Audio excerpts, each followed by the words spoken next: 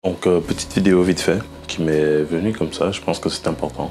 Parce que je suis parfois tombé dans ce piège et je pense qu'il est nécessaire d'en parler quelquefois. Je prends un peu d'eau et je te reprends. Bienvenue sur Nouveau Riche. Aujourd'hui, nous allons parler tout simplement de comment lancer ton business ou ton idée de projet en un week-end. Tu m'as bien entendu, en un week-end. Parfois, on prend beaucoup de temps à réfléchir. Parfois, on prend beaucoup de temps avant de passer à l'action, mais parfois, il faut juste faire les choses pour ce qu'elles sont. Si tu n'as pas encore lancé ton entreprise, il est probable que tu y penses depuis longtemps sans passer à l'action.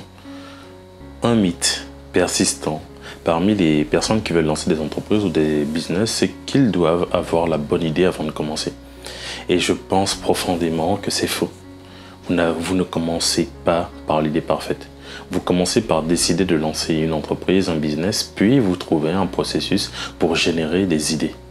Donc, dans cette même démarche, il est important que tu te lances, il est important que tu prennes le taureau par les cornes. Un conseil bête, mais commence avant d'être prêt. Personne ne se sent jamais prêt. Que ce soit pour lancer une entreprise ou pour avoir des enfants, par exemple, la plupart des gens réfléchissent trop avant d'agir. Les entrepreneurs à succès agissent d'abord, puis ajustent leur plan en cours de route. La raison pour laquelle je te le dis, c'est parce qu'il est important que tu prennes confiance et que tu aies confiance en tes compétences. Elles finiront par te mener là où tu dois être.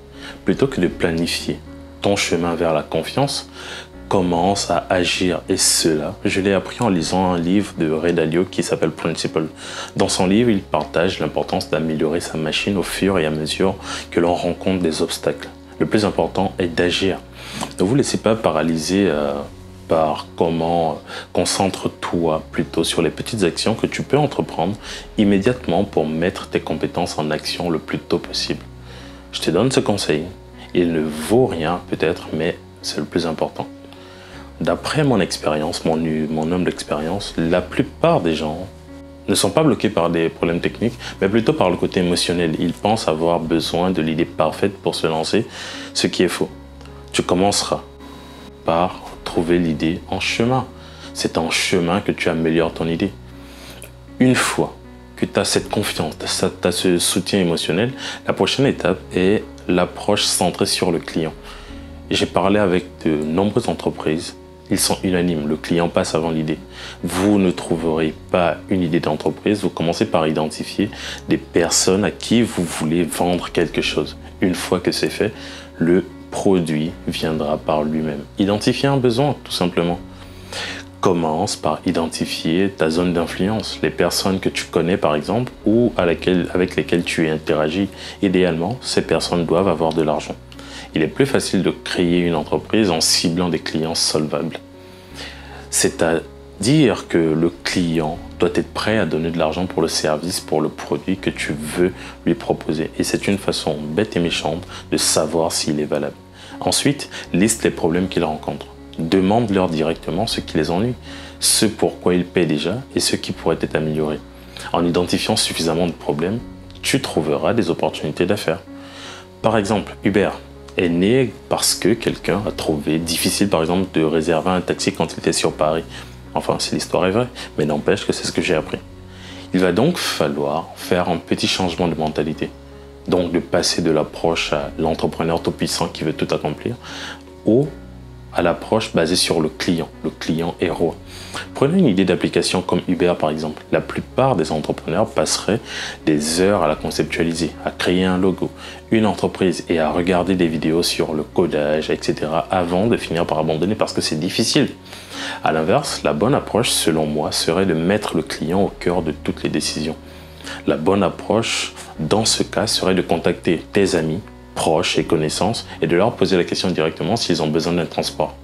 Cette démarche te permettra de comprendre leurs vrais problèmes et obtenir les engagements financiers dès le départ. Si tu as un permis par exemple, propose-leur clairement de passer les prendre, de les déposer d'un point A à un point B et tu verras si ton service est utile ou non. L'objectif est d'obtenir rapidement les premiers clients payants, ce qui te permet de valider ton idée. Par exemple, j'ai une amie qui est très forte en cuisine. Le conseil que je lui donnerais simplement, c'est de proposer de faire un dîner à domicile, 20 € par personne pour commencer.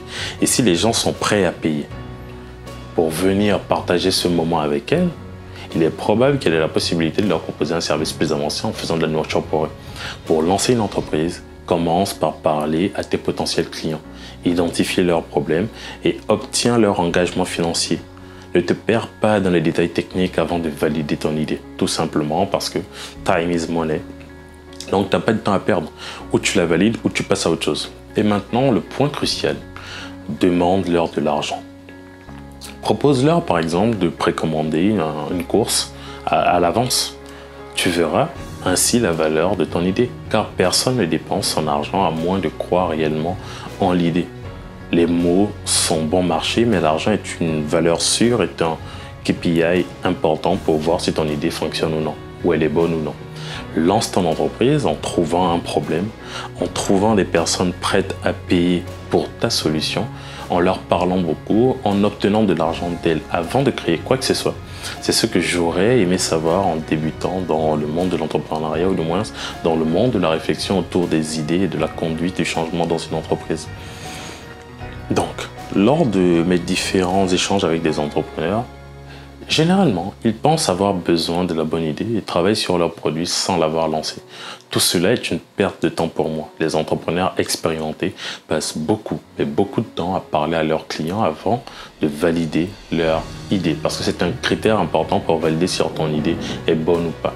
Je te recommande vivement, mais vraiment vivement, de ne pas attendre, sans tarder. Prends l'idée, la première idée, consulte tes amis et propose-leur ton service sans plus attendre.